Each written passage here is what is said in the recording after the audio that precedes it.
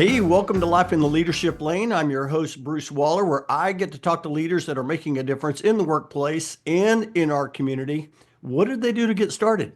And what are they doing to stay there? And here we are. Oh my goodness, season 6, 2025. Happy New Year, Season everyone. six. And I'm getting to bring you another special guest to kick off the new year. And today we're going to be talking to Jon Petz.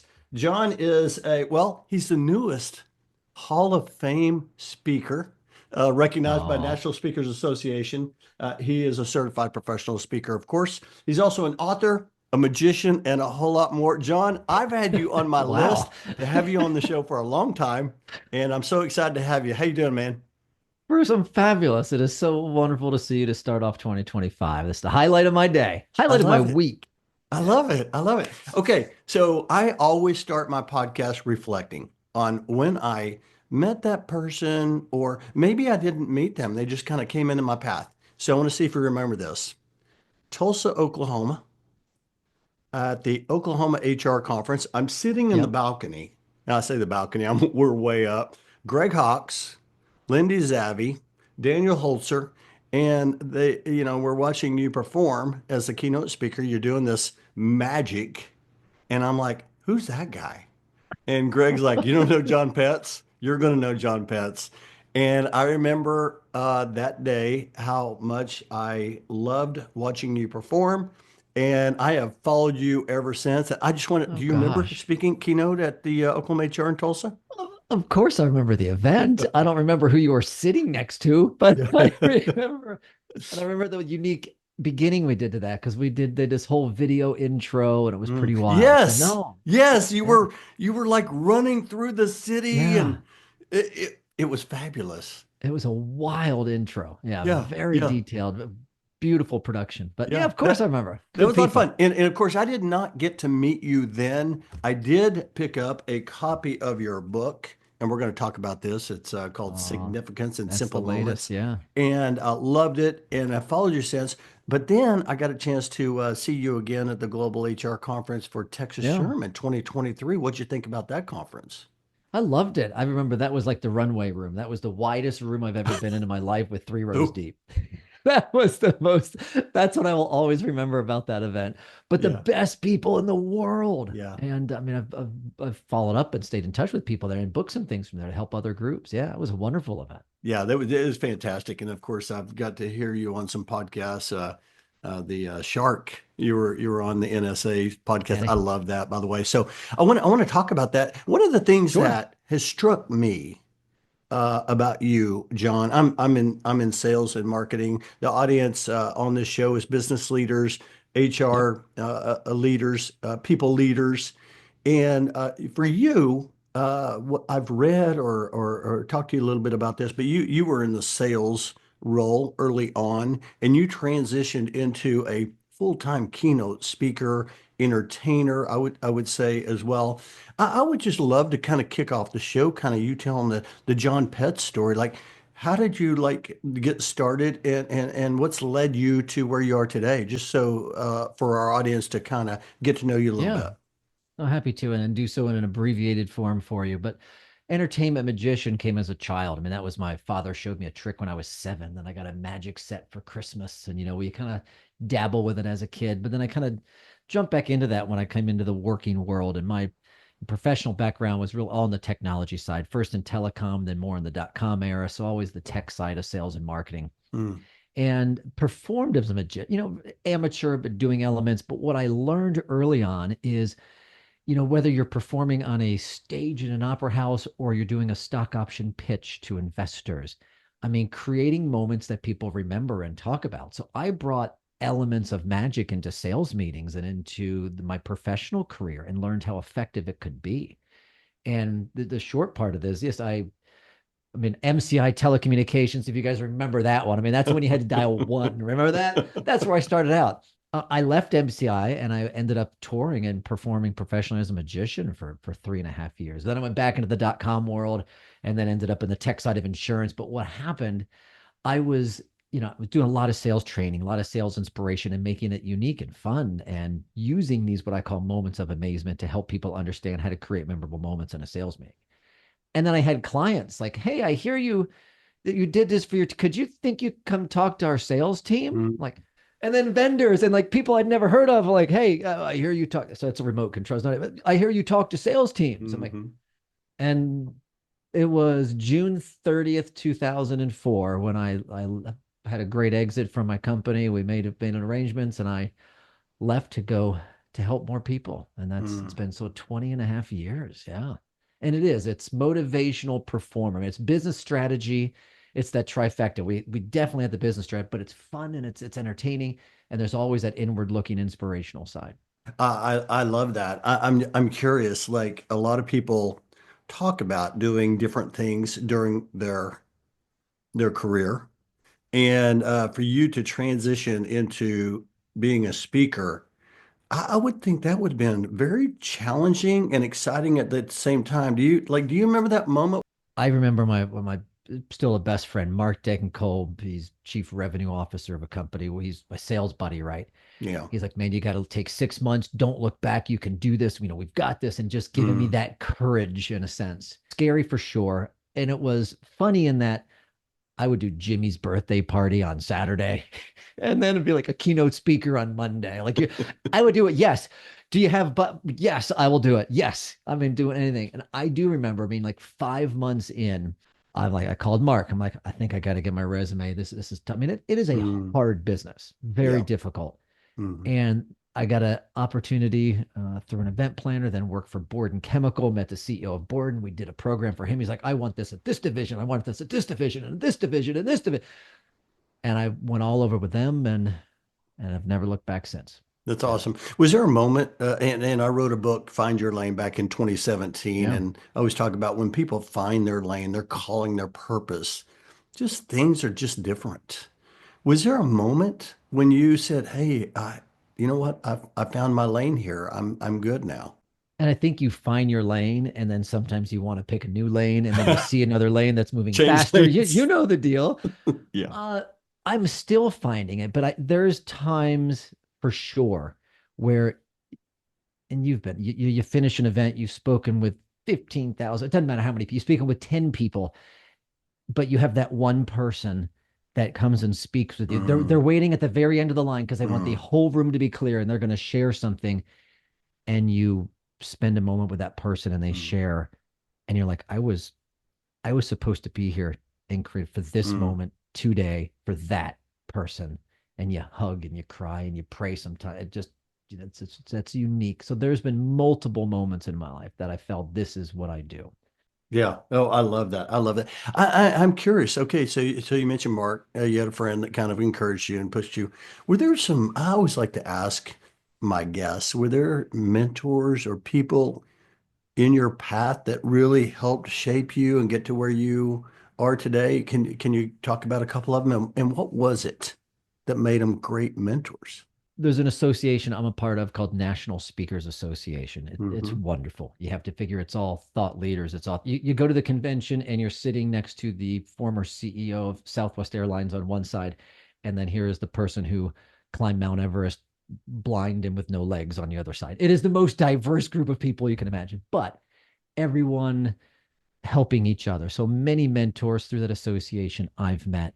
Another Mark Sanborn is someone who's helped me quite a bit. Mastermind. I've a mastermind with just Neen James and Stacey Hunke and Patrick Henry and Judson Lipley. You don't know any of those names, it's okay. But people who we've bonded together, who, in a sense, we all compete. However, we're all out to help each other be better at who we are and serve our audience and serve our clients. Because in the end, when we're all better, then people want to work with professional speakers. The opposite is, oh, listen, we're going to have Margaret from HR do the keynote. And nothing against Margaret from HR, but it's just that different. So helping each other be better. And as we say, build a bigger pie. We can just continue to build a bigger pie so we can all have great pie and serve clients. But so without going into too much depth, there are many, many that I've met. I love that. I always talk about your network is your net worth and that, you've got to have people Mm. around you that encourage you and can help you move to the places that you want to move to. I love that. Hey, I want to talk about a couple of things. One of them, I want to talk about your keynote speaking. And you do a lot. How many keynotes do you do a year? Or how many, let's just say, how many speaking events do you do a year? Do you know what you did for 2024? I do 85. That's and 85. I stop. If it's Okay. beyond that, I have my youngest is almost done with high school, and Oh, that's plenty. yeah. 85 is you're running, Yeah. but I know people that do more. People do that. That's just my number. But I love that. I love that.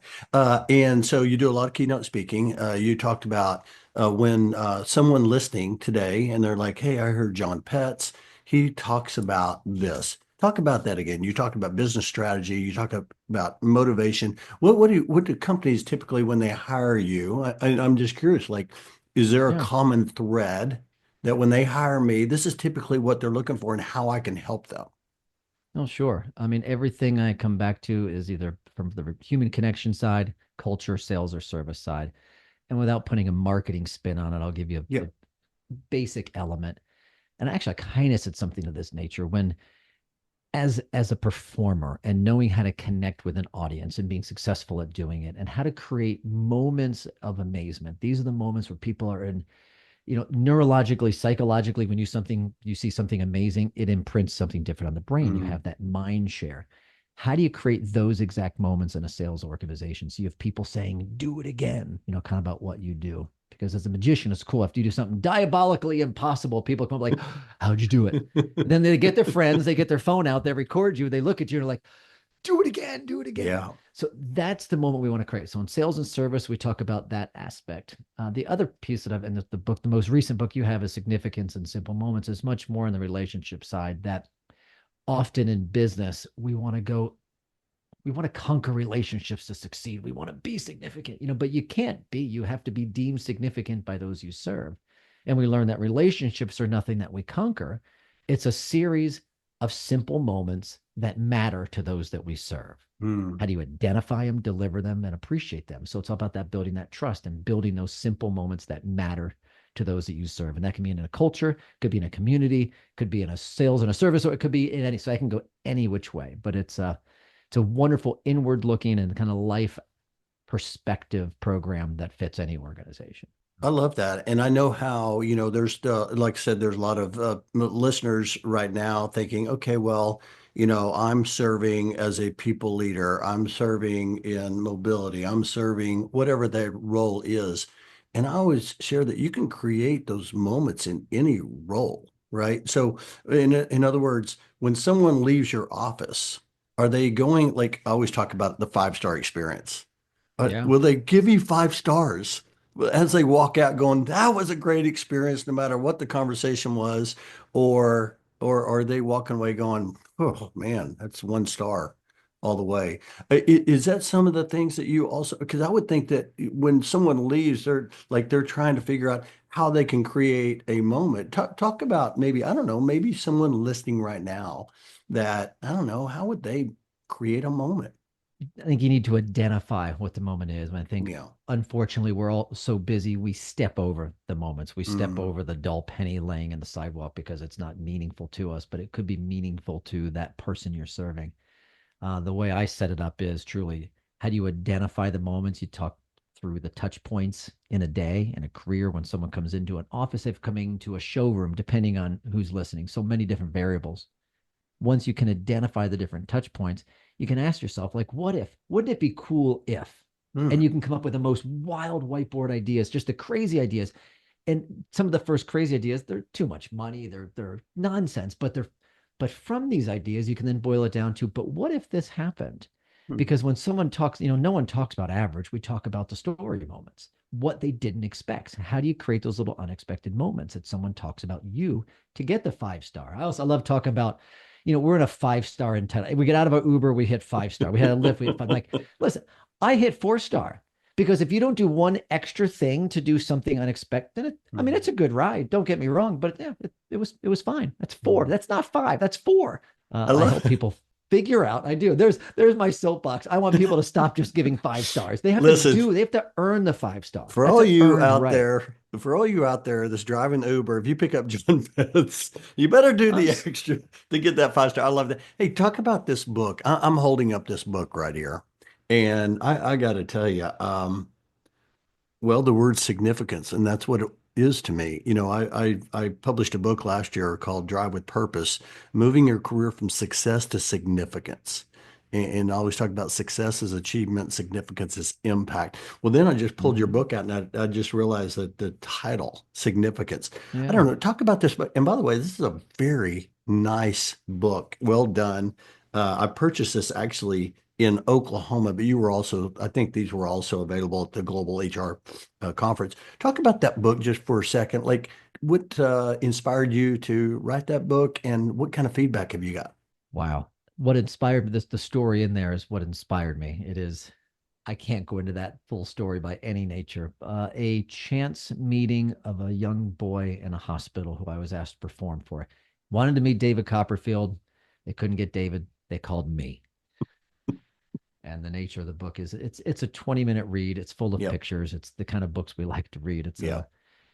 a it it changed my world. Mm, If anyone's ever felt, but they wanted, I'm just John. I'm not a famous, I'm a no name. mm, I'm just John. What could I possibly do to make that kid's day better? mm. And the result of what happened that day, kind of it puts perspective into our minds. And actually, what happened was 5 months later, if you remember the story, of when I really realized what had happened from that day. So it is that story, but also if you know anyone who's ever felt that they are just something, I'm just a new person. I'm just a Mm, volunteer in a committee. I'm just starting out. I'm just a CEO. We've all had those moments where in some circumstances we feel we don't make an impact. And it's a look at how we do when we don't even realize we're making an impact. From that chance meeting in a hospital I started a little magic show called Miracles and Magic because I wanted to raise some money. And 20 something years later, now that's raised millions of dollars. We've had the best magicians in the world come in and perform and it's donated. We give all the money. You didn't purchase the book, you made a donation. None of the money goes to me. It goes to the hmm. Miracles and Magic Oh, that's Foundation to cool. continue to provide, life experiences for kids in a life threatened condition. So that was a passion project. And truly, Bruce, I didn't know what was going to happen with that book. And now it's been through 6 printings. It's Wow. paperback. And it's it's been a blessing. You would even us, when you write the book and I'm like, wow, it's really, I had no idea. I should go back and like fix grammar. I mean, it needs, there's little things that could be fixed, and you're like, but it's out there, it's out to the world, and it's what I did, and so I'm proud of it. It's really Yeah. done a neat thing. And the back there's a little seven of heart card, which there's a story for next time. Yeah, that's But awesome. And yeah, definitely you want to read the book, check it out. You can get it pretty much everywhere. I'm sure. But it is. It's uh on Amazon. They take 60%, but the rest gets donated. it's interesting though how, when you decide that, hey, look, this is the path I want to take, and you really dig in, it can lead you to a lot of different things. I mean, you're sitting here talking about, hey, I'm speaking, I'm training, I wrote a book, I'm now doing the miracles and magic. It's amazing how when you pursue purpose of helping others, how it will lead you to a lot of different places. Would you agree with that?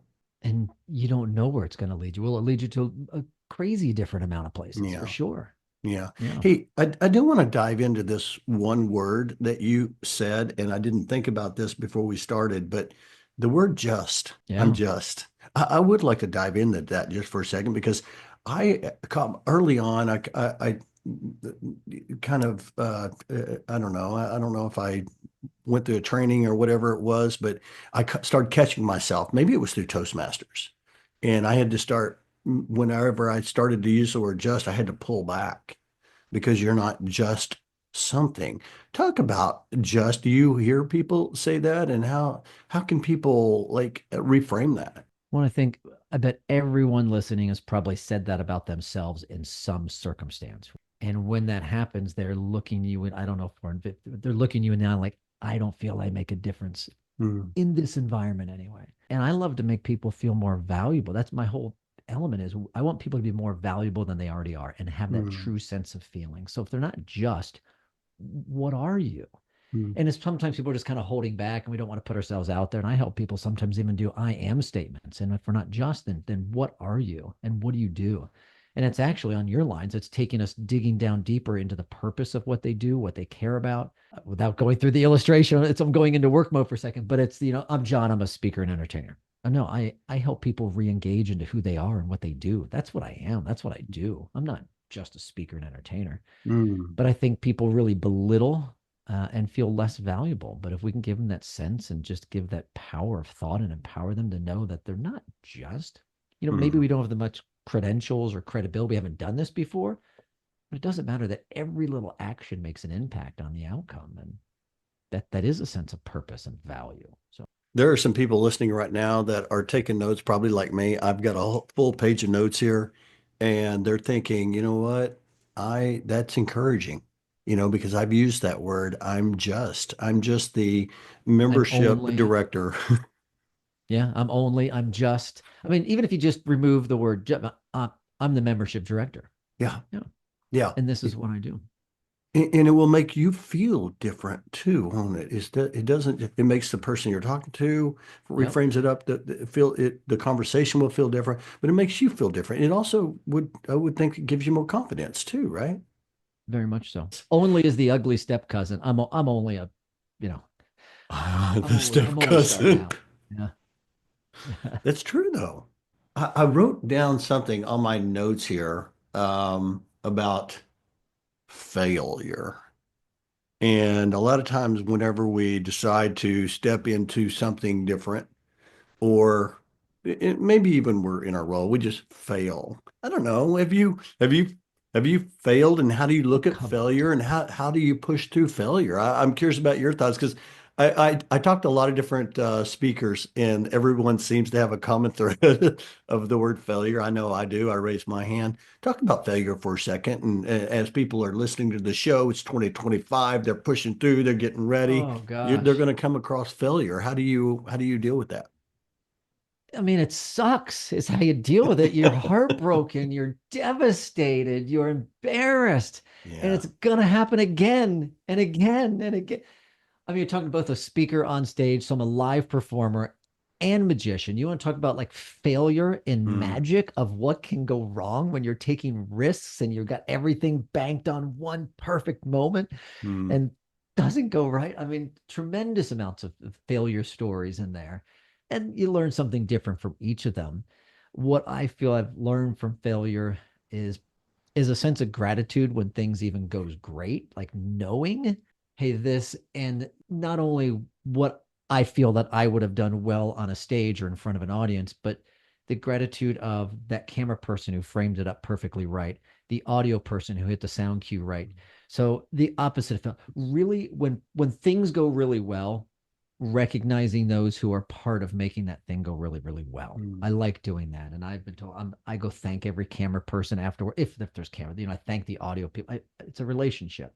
So failure has helped me learn to do that better. I think Mhm. that was bad grammar, but you know what I mean. It's interesting when you do something for the first time on stage and that risk. Failures made me push my risk tolerance. I Mm. mean, in front of 8,000. It was my one of my first big event. I mean, 8,000 people is a lot of people. And I've done a stadium. There's been different things. And I remember there was this bit, and it's a mentalism, mind reading bit, just behind the scenes. Listen, it is the illusion that I can read minds. I can't read minds. And it just, I mean, I was wrong. I mean, it was, and there's no out. I mean, I've already 100% committed to this thing I was doing. And it was like, that's a real bummer. That sucks, but, and I made fun of myself in the moment and Mm. I had to put everything into it going forward. So Mm. do you feel bad, but you have to, in my working environment, I have to remove that moment instantly and focus on everything coming next. But I mean, there's stories of course, magic tricks, if you want to call it that, gone wrong. But I've pushed my risk tolerance and understand. I guess one other element I'll add to that, sorry, is if I am doing something new, always have an out. Meaning, Mm. if I'm doing something and it doesn't go the way that I planned, I have another path that I can take, and people won't know that I ever took another path. Mm. What could that mean to you? This is my plan with a sales presentation. This is my plan as a business leader. If I don't influence the right element, what is, a backup I path that like we could that. then go down, but having that pre-plan. So your audience, your team, your people that you're pitching to never knew that you took a different out. Man, I love that. A backup Mm, plan. That's that's fantastic. easy. Good advice right there. Hey, I'm curious as you talked about that, it made me think of I was on a webinar one time. I was watching, and you probably know Dan Thurman. I don't know Dan, but Sure. I know who he is. And he was talking about his juggling. And he said, I asked him about practicing, and he said, I practice 1,000 catches a day. And I was like, thank you, because that tells me right there, even though you have, perfected or you're a professional in this, you still have to practice. Could you talk just for a few minutes about like how much do you practice? Like how much work do you put into what you do? Because a lot of people see the tip of the iceberg and they're like, yeah, yeah, he's really good and he just does that. But how much do you practice? How much do you put into that? You're right in thousands of catches, thousands and thousands of hours. Some of the things I've done for 25 years, I probably haven't gone and practiced those recently. But Hmm. anything new, and I think more is the practice of continually being creative. I would say that is the practice in writing and creating and Hmm. relating. I mean, people sometimes look at magic. Oh, it's hokey. But magic is belief and assumption and Hmm. misdirection and all the little the psychological elements that come into that. But how can we use those? So there's my practice. My practice is taking the challenges that we're having in 2025. I mean, look at retaining the best talent, making people feel valuable so they want to stay at their existing job when they're the best talent. That writing and those exercises is what I want to practice. Hmm. The tricks aren't just do a trick and talk business. The tricks have to tell a story and illustrate a piece. Hmm. So not so much practicing like how many cards can I shuffle, but practicing my ability to make it hyper Hmm. relevant to that person in this exact moment. I love that. Thank you for sharing that because I know there's Yeah. some people listening right now. It's like it validates, like, hey, I've got to put in the work. I've got to practice. And like what you talked about, it's not necessarily practicing technical side. It's more of, hey, how do I align this with the story that I'm telling or the point I want to make or whatever that case may be. I love that. Hey, I want to ask you a question, a couple more questions before we go to it's time to accelerate.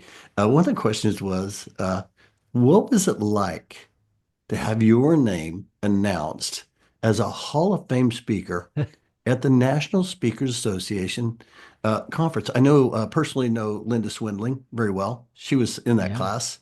And Mm-hmm. so, of course, that got my attention to see who all was in that class. And I saw Jon Petz.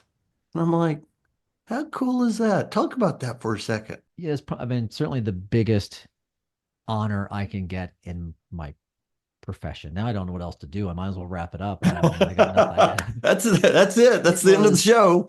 you know, and I think it has the most meaning because of the people that come before you. I mean, this is Ronald Reagan. I mean, the people who have there's stats out there how many living people have the award today, and I don't know, 150 or something. I don't quote me on that.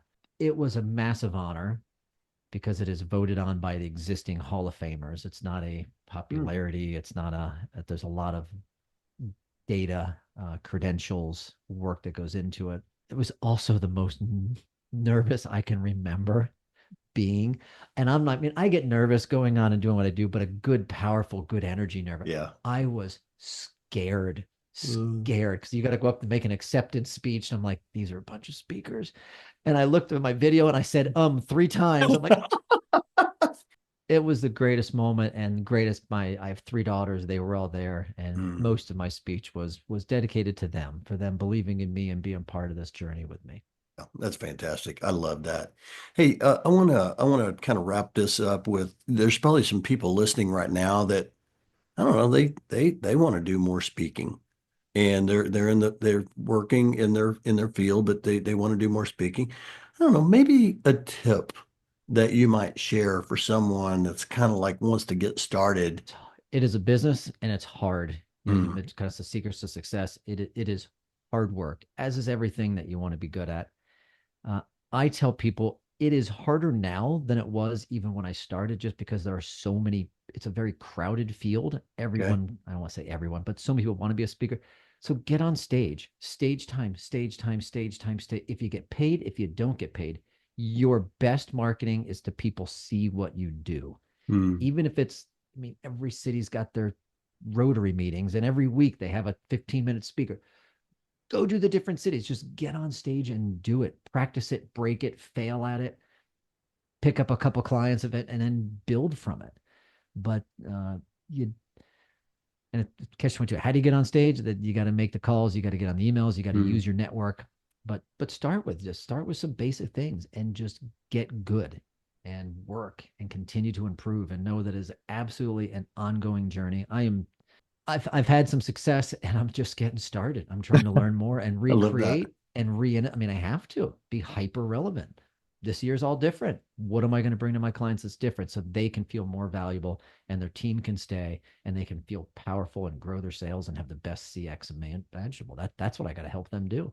And I got to improve me to do it. So I think one of the things that I've admired about you, John, is not only you're a great speaker, not only a great storyteller, but you also bring that entertainment component. And I think that's where you really go to another level when you can figure out how to bring some type of entertainment. Clint Pulver, I got to see him, and he brings oh, the drums. Man, so good. that So guy good. is he's so good. He's so good. But I do want to just ask you as we before we go to the last part, real quick. You talked about miracles and magic. I don't know, what's something you would want the listeners to know about miracles and magic? Oh, That, yeah, I'd love that because I know that's close to your heart. it is. It's a show I started in a little local high school. I said 20 plus years ago, and the goal was to help children and their parents, all their immediate family, that when there's a child fighting a life-threatening illness. And the whole idea was I just want them to forget about the chemo for a day, forget about shots in hospital, forget about reality, and come experience the joy, the laughter of magic.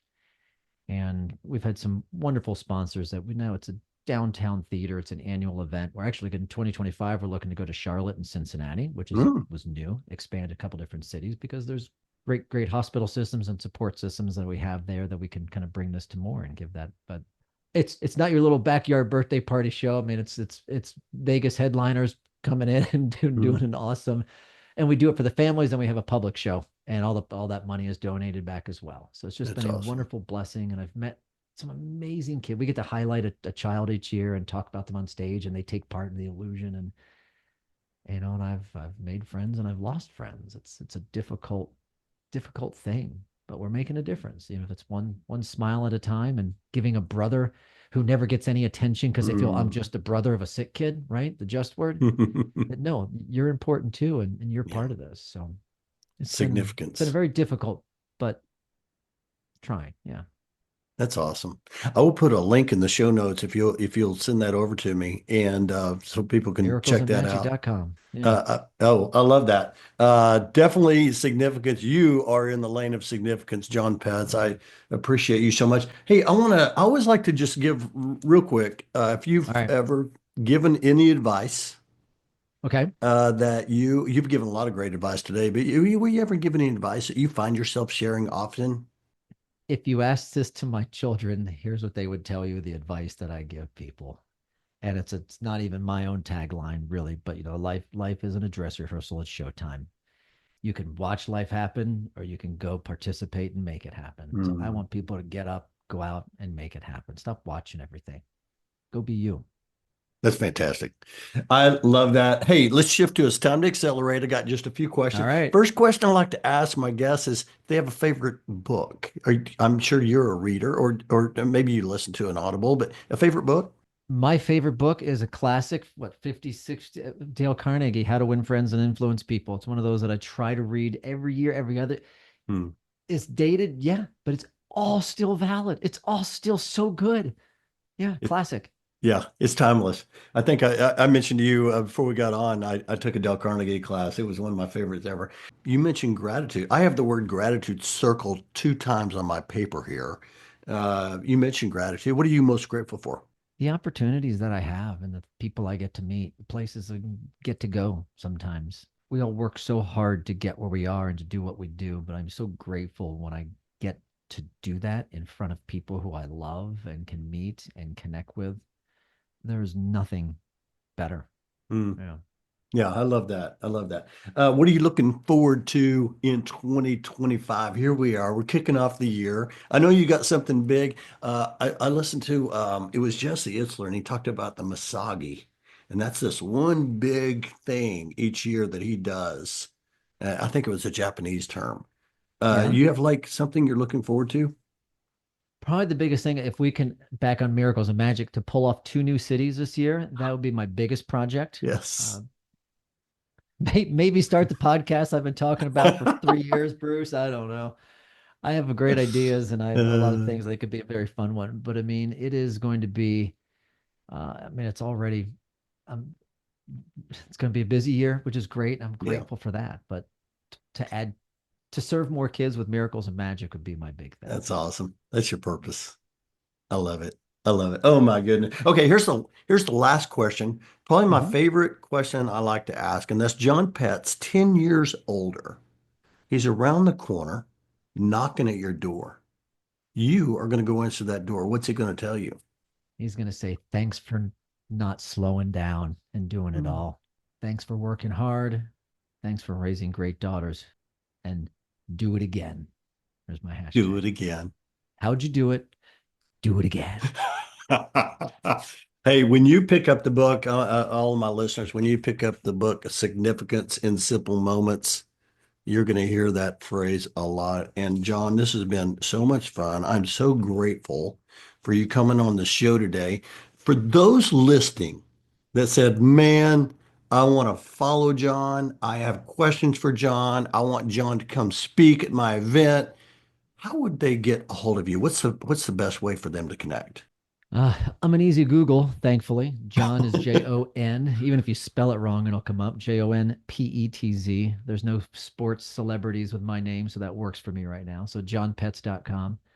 I'm out on socials. I'm not the biggest social, media person, but I'm out there. I'm easy to find and would love to connect. Even let me know that you heard me here on Bruce's show and happy to connect. I love that. Love the people I get to meet.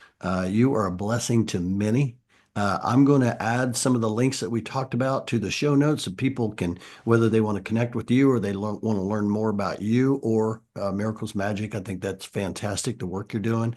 And I just want to say, man, it's been a lot of fun, and I appreciate your friendship so much. Thank you. Likewise. Appreciate your time. Awesome.